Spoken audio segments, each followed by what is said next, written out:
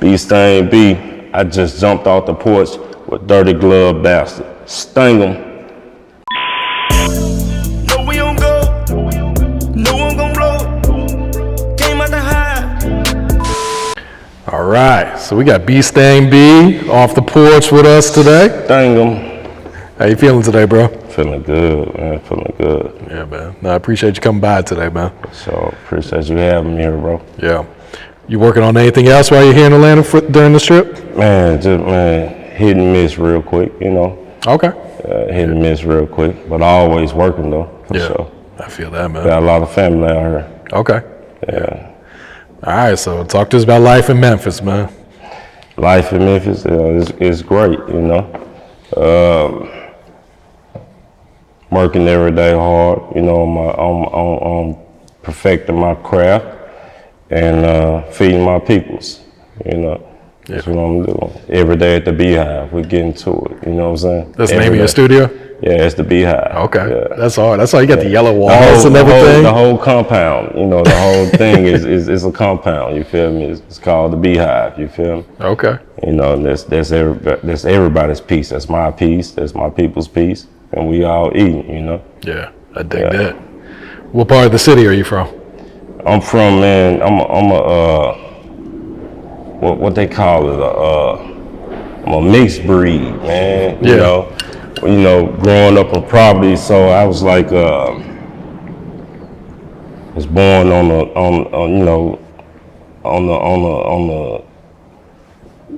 what they call it, the Haven, Black Haven. Mm-hmm. You feel me? That's where, you know, I was born and raised at though. But you know, being in poverty, man, we grew up all over, man. Everywhere except the suburbs. You feel me? Okay. So, South Memphis. Back to the Haven, back to the South again. You know what I'm saying? But it wasn't nothing like the suburbs, you know. I ain't see that till later on, you know, in my life. Yeah. I feel you. At what age would you say you jumped off the porch? And I jumped off the porch a young nigga, like, 13. Okay. Yeah, 13. I grabbed my first sack, you feel me, and got to it. And experienced a house bust too at 13, you know what I'm saying? Oh, really? Oh, yeah. My cousin served the peoples and with some undercovers or? Yeah, he served the undercover, man, and when people run up to the door, they was like, hey, you know, we want something. He was like, okay, I got you. You know, and when he did that, you know, the woman held the rock up like that, and she did that, they flooded the whole house, man. Oh, shit. The whole house. You know, and rest in peace, my Uncle Rob. Like, I put my work inside the refrigerator, because he, you know, he told me, you know, when I was young, and he was like, they ain't gonna go in there. I was like, huh? He was like, put your work in there, keep it in there. Keep your money in your pocket, keep your work inside the refrigerator, you know? Real talk, my Uncle Rob, man, told me that was hard. They tore the whole house up though, but they never touched the refrigerator. They didn't touch the fridge. Hey, soon as they left, real talk, soon as they left, shop was back open. So they didn't take you away, they didn't lock you up or anything? Nah, because I ain't have no work, you feel me? And I want the one, you know, that served, you know, the woman, you feel me? It was my cousin, they took him. Okay. You know, so, yeah, that's that Memphis life, trap life, crazy. Yeah. Real crazy, yeah. What would you say has been the biggest life lesson you learned in your life? Or one of the biggest life lessons, I should say. One of the biggest life lessons, man, don't take nothing for granted, you feel me? And when you want to do something, man, I'm a firm believer that you can do it, you feel me? Like, I learned that, man, like, you know, doing everything I've been doing and getting to the money I've been getting to, it's a whole different world out here, man. Like, and you got to be prepared for that. You feel me? I prepare my kids for that, my team, everybody. Like, you know, it's serious out here. You feel me? Like, you know, you want to live like a boss, you got to, you know, you got to do things like a boss. You got to move around like a boss every day. You know what I'm saying? Not just one day after week. You know what I'm saying? Mm-hmm. It's every day. Yep. You know, I'm a different cat. I got a whole different lifestyle. I feel that. Yeah. You know, you've been rapping for a minute, man. What had inspired you at first? What inspired me, man, homie named OT.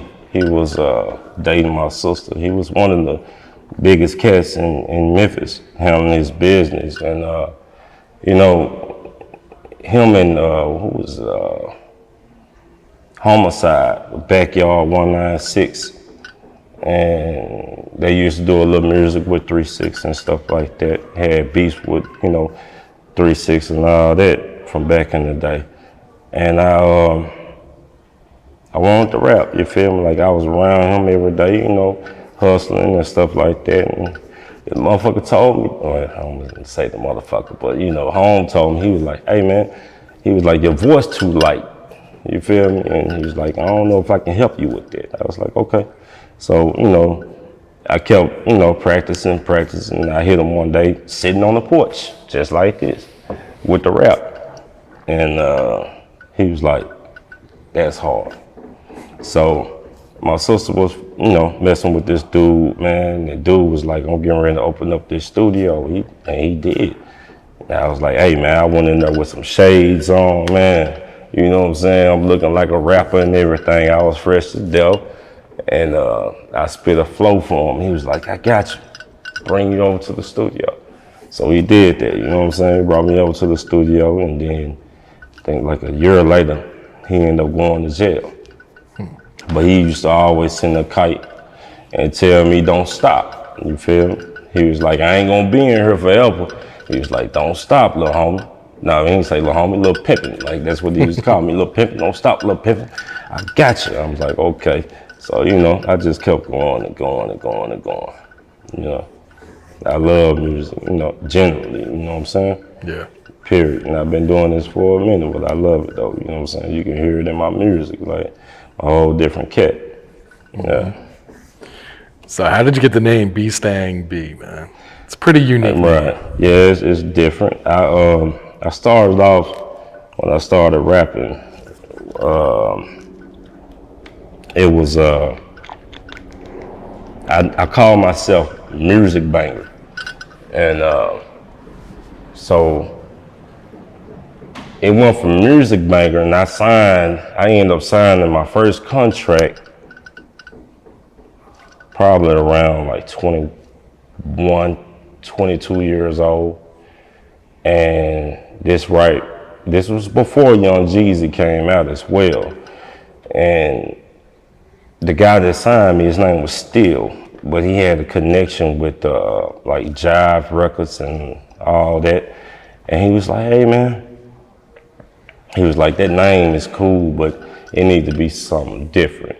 So it ended up transforming from Music Banger to MBeezy, you feel me? And that came from the era, cause what's his name? E40. Mm-hmm. E40 was that slang, man. Yeah, that different talk and all that. So, you know, everybody just started calling me MBeezy, you feel me? So that was a long time ago. So, you know, and it went from there, and then I had to learn myself as well, you feel me? And I had to understand what I was doing. And so when I came back, the whole MBeezy thing transformed into Beestang, you feel me? Because like, I am the B, you feel me? Point blank, period. Like, I'm a Stangb, you feel me? Whether it's with music, you know, clothes, you know what I'm saying? Like, you know, I have an impact on people, man. People feel it, you feel me? Like, you know, I'm a Stangb in some type of way, you know what I'm saying? Yeah. You know, so that's where that came from, you know what I'm saying? You know, every artist, almost every artist has a alter ego, and Beestang was always there. Like, it just came, you know? Yeah. I hear you. So how did you link up with 2 Chainz, and what was it like working with him back then? I linked up with him, man, through the Barcades.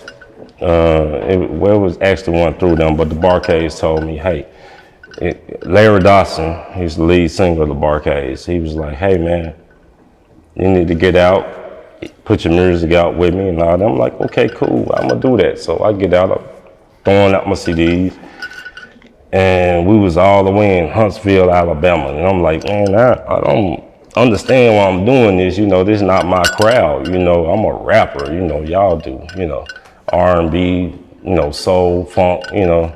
It's a little different. He was like, you never know. His program director, can't remember the guy's name, he was like, hey, I got a record pool coming up in Birmingham. He was like, I listened to your CD, I think you should come. I'm like, I don't know about all that, you know, because, you know, listening, you know, to different, you know, people, they be like, hey man, you do this DJ pool, you do this and do all that, man, you know, it's all a money gimmick, you feel me? They trying to get some bread. So I'm like, no, I ain't trying to move that route, homie, like, you know. So, anyways, you know, the people that I was around though that was helping me in my camp at the time, they was like, you need to go. I'm like, all right, cool, I'm gonna go. So I go to the DJ pool, and little behold, you know, it was 2 Chainz, Dollar Boy. It was B.O.B. Okay. And I was like, damn. I'm like, man, these cats hard, you know what I'm saying? I'm like, man, they hard. Like, I'm like, I don't know if I need to even perform because they just killed it, you know what I'm saying? Like, you know, so I didn't, you know, but I got on stage, I let my song play. And when I got off stage, Dollar, you know, he hit me like that. He like, what's up? He was like, that was you? I'm like, yeah, that's me. He was like, man, hey man, look, you hard. I'm like, man, I appreciate that. And he was like, hey man, we doing this situation, man, you know, and we want to mess with you. I'm like, cool. So we get with them on the side of the building, and after that, let me see what happened. After that, they had something going on in LA, and they got back. They was like, hey, come on down to Jackson, Mississippi. I went to Jackson, Mississippi, met them out there. They did a show, Ludacris. It was crazy. Like, that, you know, I'm talking about, homie was moving like the president, you know, and I was like, wow, I was impressed, you know. So then after that, I went to the A. I went to the A, and then from there, man, we just started working hard. Like, man, the first day in the studio, when I got out there in the $1 million studio, they was like, hey man, we got this song you need to jump on, boom. And I was like, I need to write to it. You know, you need to rap. You feel me? So, you know, they put me to work, man, like right then and there. And I think the first song we did was We Are. Okay. It was. It's called We Are. It's on the Playaz Circle mixtape. It's called We Are. Yeah. It's the first song we did, first freestyle I did, because I had to hurry up and do it, you know. Yeah, and it was, you know, man, to meet homie though, like, you know, we was grinding at the same time. His grind, 2 Chainz grind was way higher than mine, you know, and he was already, you know, moving with a machine, you know what I'm saying, behind him, you know, and it was a blessing, man, to be a part of that off the top, you know, it was a blessing. Did you learn a lot about the music business back then? Oh yeah, man, they had me in all kind of meetings with them. Like, man, I'd sit there and, you know, they'd be like, the budget for this and the budget for that, man. I remember, like, and there's no joke, on that first album they dropped, or the first Playaz Circle album, Supply and Demand, I think Wayne took up the whole budget, you know what I'm saying? Yeah, for his first, Wayne, really? like, woo, it's like, man, he took up the whole budget, you know? So they still ended up making it work though, but they had me in those meetings with them, and I learned a lot, like how, you know, labels work with artists and what they want to do for artists. It was real major, like, you know, it was a blessing, you know, just to hear those conversations, you know, especially being from Memphis, you know, and being a part of the whole situation. Yeah, talk to us about the impact and influence Memphis has had on the rap game and on the culture as well. Man, we always had an impact, but, you know, they're starting to look at Memphis more, and I'm proud of that, because I remember back in the days, I've been in the studio, it wasn't even back in the day, it's just in the day period, man. I've been in the studio and I'd be like, man, you know, my city got a lot of talent, and Bigger Rankin was having a conversation with me one day. Bigger Rankin was like, "Hey, well, you got to make them see it, you know." But you know, a lot of times, man, you know, Memphis it's a hard city to break in. It's real hard to break in Memphis, man. You know, that's why it's a lot of artists out here in Atlanta doing what they have to do, you know, with the music thing, because man, it's not easy to win Memphis over. Like, but once you win Memphis over, and you know you good, it's like you up out of here. You know, once you got them, you know. Yeah. So it's something about Memphis, man. You know, you catch on with them, man, then you good. But you know, for the most part, though, man, like, I'm well-rounded when it comes to doing the music stuff. Like, I've done, you know, from being in the studio so much and listening to real music and real cats, like, I do, like, a lot of people don't even think I'm from Memphis when they hear my songs, you know, because I spit what I know and what I've been through, you know what I'm saying? So, you know, it's a little different. You don't know where I'm from sometimes when you hear me on the song, but you know I'm snapping, you know what I'm saying? Yeah, I hear that.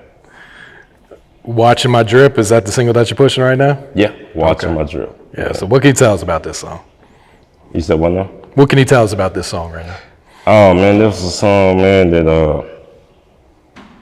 no cap, you know, it was like made probably in 5 minutes, man. Really? Yeah, no cap, the whole song. You know, it's something about a beat, man, with me, man. You know, I'm a real artist, you know, it come to me, I'm gonna spit it, you know, I'm gonna tell you about my life, I'm gonna tell you about me, you know what I'm saying?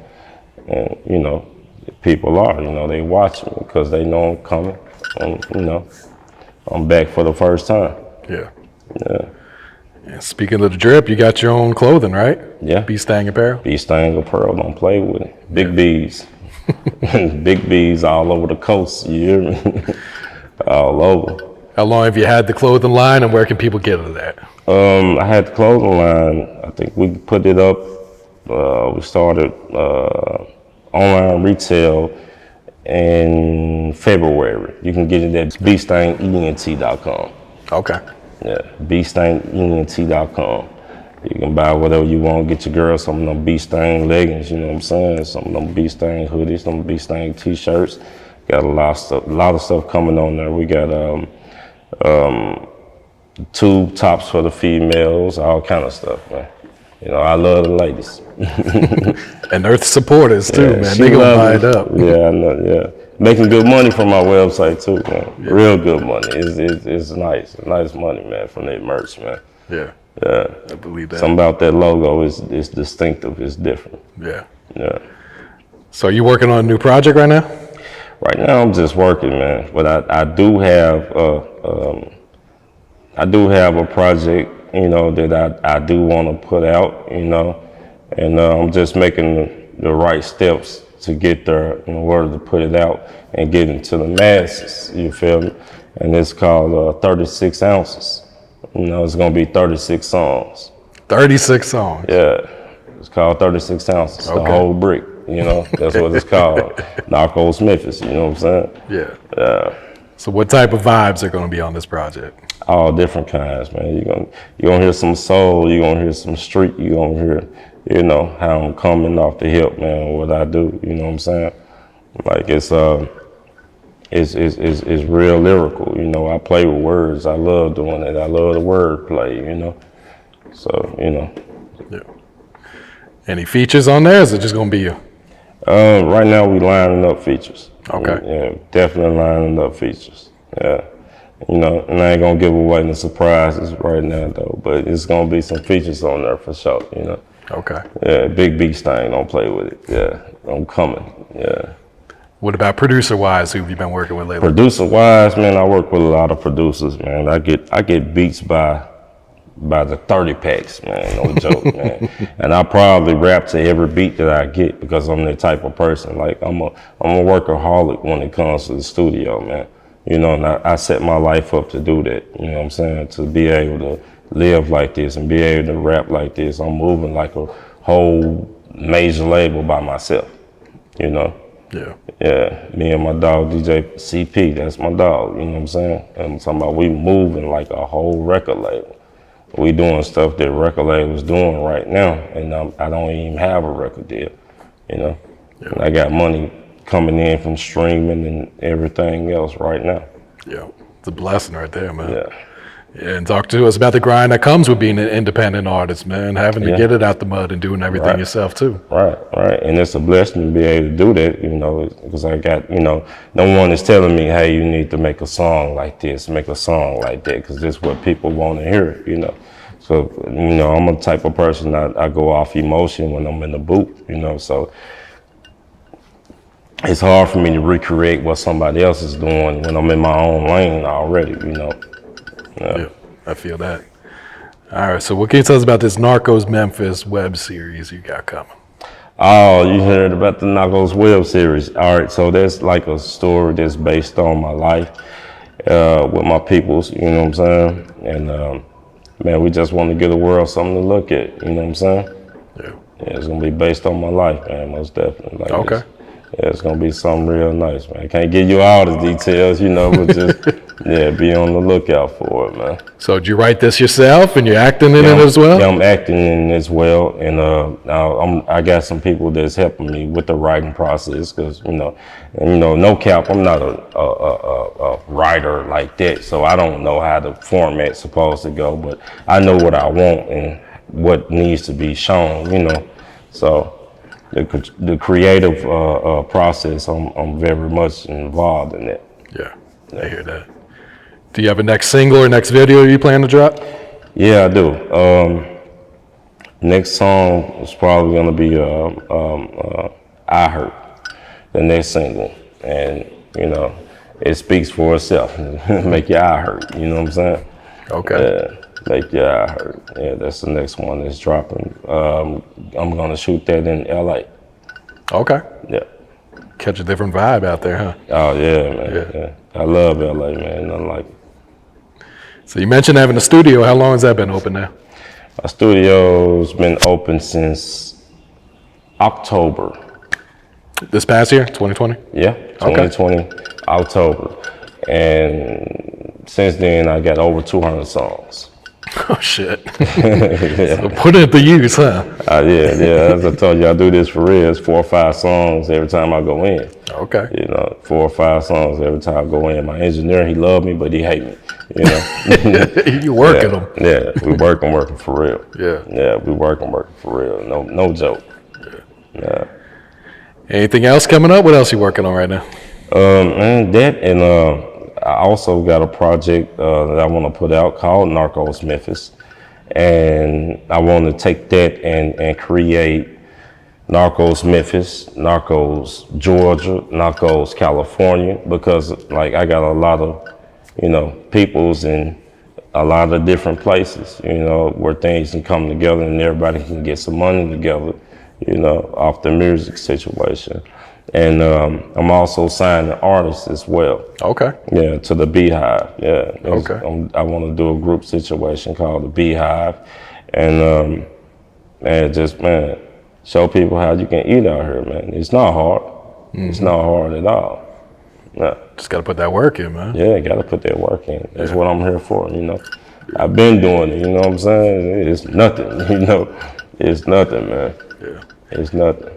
Speaking of beehive, did I see you have a tattoo of a beehive on your back? Oh man, my whole back is it's a whole it's that a beehive. That shit look crazy, and man. Then on the front we got the bees and everything. You want to show it on the camera? Yeah, you can show it if you can. So you got the bees on the front right here. You gotta squat down a little bit. You got the 100 right here. Let's see. Oh, you got bees everywhere, you know? And then on my back, my whole entire back is a beehive. Like, that's how serious I am about the whole situation. You know what I'm saying? How long did that session take, or was it multiple sessions for it? Man, it's multiple sessions. I think this probably like about, 2 months worth of tattoos, man. That's on my whole body, legs and all, man. I'm like a biker, you know what I'm saying? Hey, so, hey, this real talk right here. I was at Lil White house a couple of weeks. You ever heard of Lil White? Rapper Lil White with 3 6 Mafia, and he was like, "Damn," he's like, "B, you get shot or something?" I was like, "No, I ain't got shot, homie. You know, yeah, I'm just, into my shit. I'm into tattoos. You know what I'm saying? Like, and they gave me pain. I take it. You know what I'm saying?